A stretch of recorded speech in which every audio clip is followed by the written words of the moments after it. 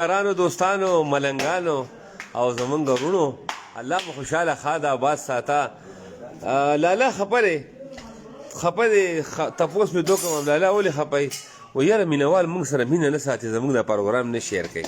عبید خانم خپه دی په مینوال زموږ پروګرام نه شیر کوي. دا چې موږ د روژه کې کم محنت کوو رمضان تندور کې مفت روټۍ راولو کتی شئ تاسو وګورئ ماشاءالله ورته روټۍ ته چې وګورئ نو مینوال موږ سره مینه نه ساتي دا پروګرام نه شیر کوي. ما ورته مړه خیر دی هېڅ خبره نه ده پروګرام به هم شیر کوي تاسو سره به ګپې شپې هم لګوي. نو قدرمنو د ثوابی وړوکي لاهور نه ستاسو ورور یم احسان یوسفزی ستاسو په خدمت کې الحمدلله په رمضان تندور باندې د مفتو روټو چې کوم سلسله ده د پخېدو هغه شروع ده. تنور ډېر ښکلی ګرم دی.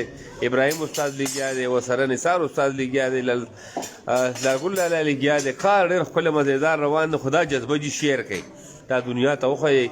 نن به زموږ د سالن پروګرام وشي سبا نه بیا موږ سره څه دغه نشته. نو که څوک هم داسې صدقې کول غواړئ که نه نو هغه موږ سره بلا ججګشي رابطه کولی شئ.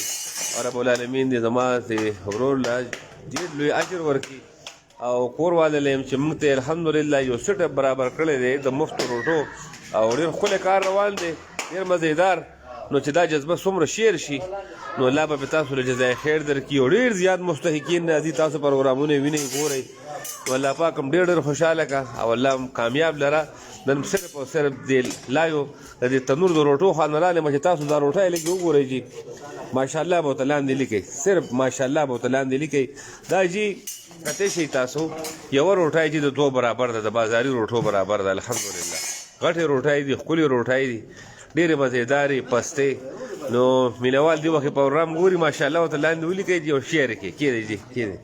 او دا رجي سلسلې شروع دي ډېر ښکلې پیړو ته وګورئ غټې غټې پیړې دي ډېر ښکلی کار روان دی. تنور د تجیب ودرېږه دننه نم خیر ماشاءالله ډوډۍ پکې لګېدلې ښکاري وګورئ تاسو کتی شئ. ابراهیم استاد لګیا دی ښه صفایي سوترایۍ سره او ډېر ښکلی یو نظم و ضبط سره جي کار شروع دی. نو راځئ چې تاسو زه خپل مخامخ چې دغه رئیسي پیسې اکاونټ هم لیکلی دی موبایل نمبر هم لیکلی دی. دې سلسلو کې تاسو خپله حصې اچولی شئ. الله پاک د لوی جزای خیر درکړه او دغه جي رمضان تندور مخامخ کتی شئ مفت روټۍ دا انشاءالله زموږ کوشش ده چې هر مستحق ته میلاو شي. ها نور تاسو خپل حالات څنګه دي تپوس د نه کوم ستاسو روژې څنګه روانې دي خامخا د خپلو روژو باره کې یې مو لیکئ چې پردیس کې ستاسو وخت څنګه تېرېږي د کم ځای نه زموږ پروګرامونه ګورئ دا به خامخا موږ ته کمنټ کې لیکئ صحیح ده که نه. او ډېر مزېدار سیسټم د لږ ساعت پس بیا لایو راځو انشاءالله سالن سره او روټو سره خوشحاله او باد اوسئ د لوی الله په امان.